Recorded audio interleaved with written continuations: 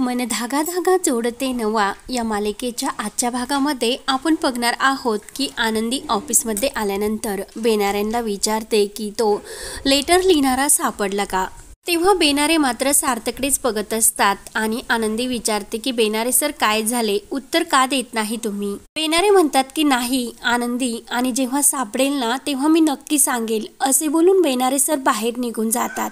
तर सार्थक सुद्धा गप्पच असतो। आनंदी विचारते की सार्थक सर काय झाले बेनारे सरांना, ते सुद्धा काही बोलत नाही आणि मगाशीपासून तुम्ही सुद्धा काहीच बोलत नाही, काही टेन्शन आहे का।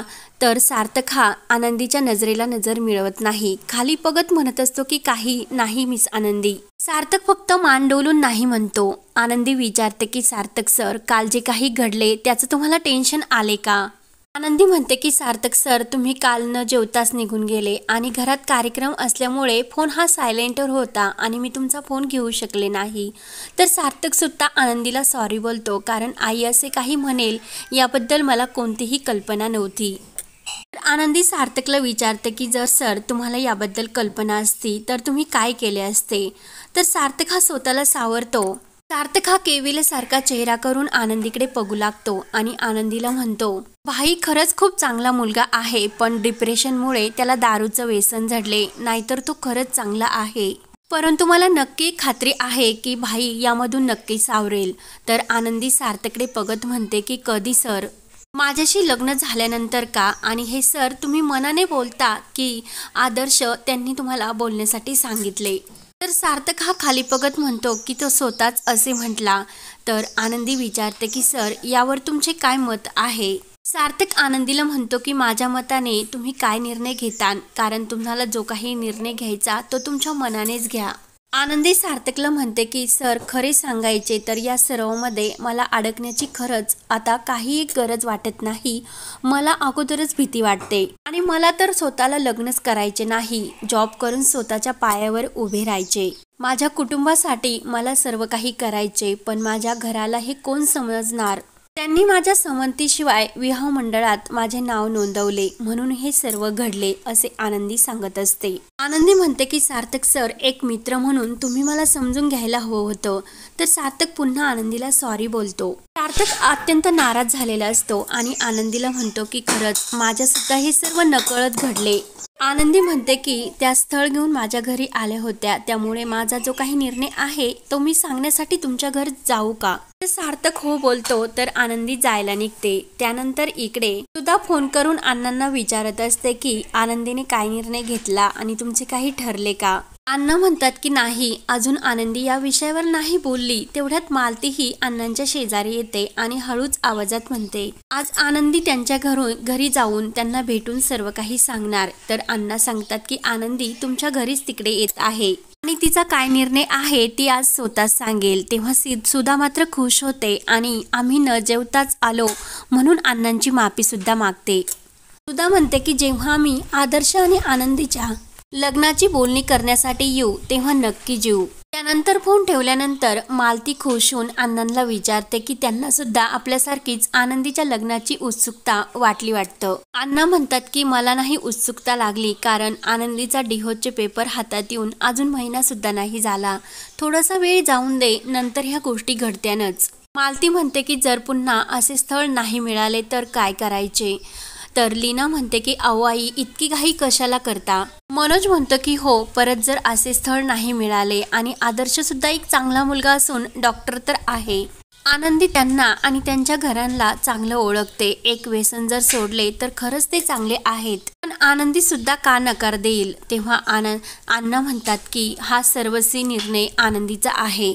मालती म्हणते की इतके चांगले स्थळ आहे, आनंदीने होकार द्यायला हवा, आणि जर तिने नकार दिला हे लोकांना जर समजले तर लोक आपल्या तोंडात शेण घालतील। मनोज म्हणतो की आता आपण प्रॅक्टिकली विचार करायला हवा। तर लीना म्हणते की प्रॅक्टिकली कसला विचार, तिच्या मनाचा विचार आपण अगोदर घ्यायला हवात। तर मनोज म्हणत असतो की प्रॅक्टिकली विचार नाही करायचा, मग काय करायचे, ते डिहोचे पेपर हातामध्ये घेऊन त्याला कवटळत बसायचे का, आणि आनंदी नवीन नात्यात आल्यानंतर जुनं काही आहे ते सर्व विसरून जाईल, उलट आपणच पुढाकार घेऊन तिला यासाठी तयार करायला हवे।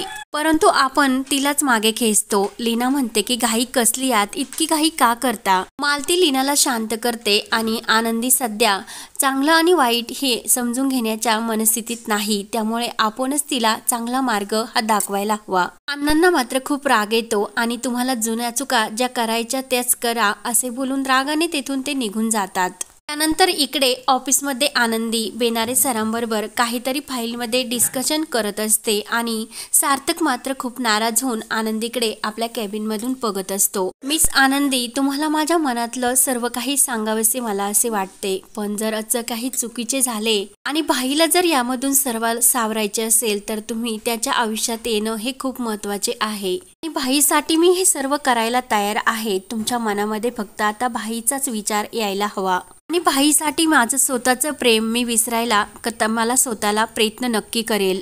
तेव्हा मात्र सार्थकच्या डोळ्यामध्ये पाणी आलेले असते आणि तेवढ्यात ती फाईल घेऊन आनंदी सार्थककडे येते। सार्थक हा आपले गुपचूप डोळे पुसतो। तेव्हा आनंदी सार्थक बरोबर बोलत असते आणि सार्थक नाराज होऊन आनंदीकडेच एकटक बघत असतो। बाहेर मात्र बेनारे आणि शकू हे सर्व बघत असतात। तेव्हा आनंदी पुन्हा आपल्या चेअरवर जाऊन बसते। सार्थकचं मात्र लक्ष तिच्याकडेच असते। आनंदी मात्र आपल्या कामामध्ये व्यस्त असते आणि एकटक तो तिच्याकडेच पाहत सार्थकला आदर्शचे बोलणे आठवते। डार्लिंग, ती जर माझ्या आयुष्यात आली तर मी दारू सोडून देईल। तेव्हा सार्थक लगेच आपले लक्ष हे खाली फाईलकडे देतो।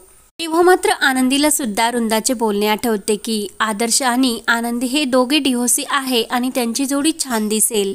घरी इकडे सावंतबाई मालती आणि लीनाकडे आलेले असतात आणि मालतीला विचारतात की काय हो वर्तकबाई, तुमच्या आनंदीला खूप मोठं असं स्थळ आलं।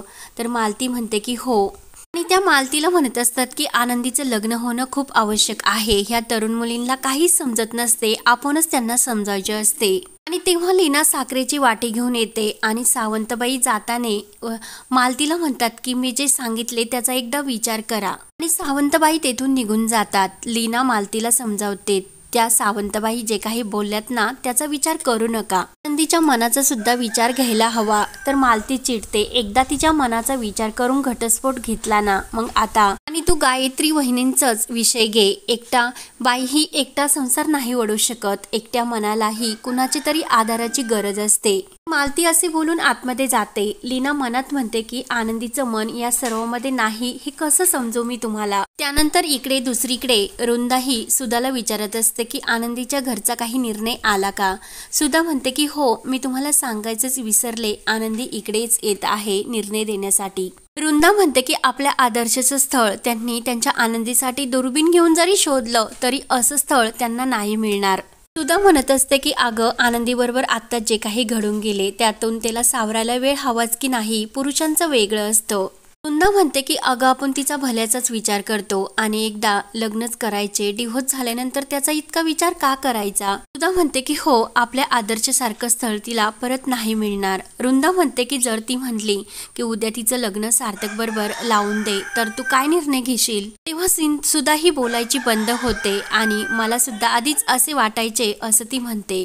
तेव्हा वृंदा म्हणते की हो, तुला वाटणारच, कारण तुला माहिती नव्हते की ती डिव्होर्सी आहे ते। सुधा म्हणते की हो, तिचं लग्न हे आपल्या आदर्शबरोबर होणे खरंच खूप गरजेचे आहे आणि आनंदी सुखात राहील। त्यानंतर इकडे सार्थक हा आपल्या डोळ्यामध्ये पाणी आणूनच बसलेला असतो। बेनारे येतात आणि बेनारे देखत सार्थक आपले अश्रू लपवण्याचा प्रयत्न करतो। बेनारे म्हणतो की सार्थक सर, तुमच्या डोळ्यामध्ये मला आनंदीविषयीचं प्रेम समजतं। सार्थक म्हणतो की पण भाईच्या सुखासाठी मला हा निर्णय घ्यावाच लागेल।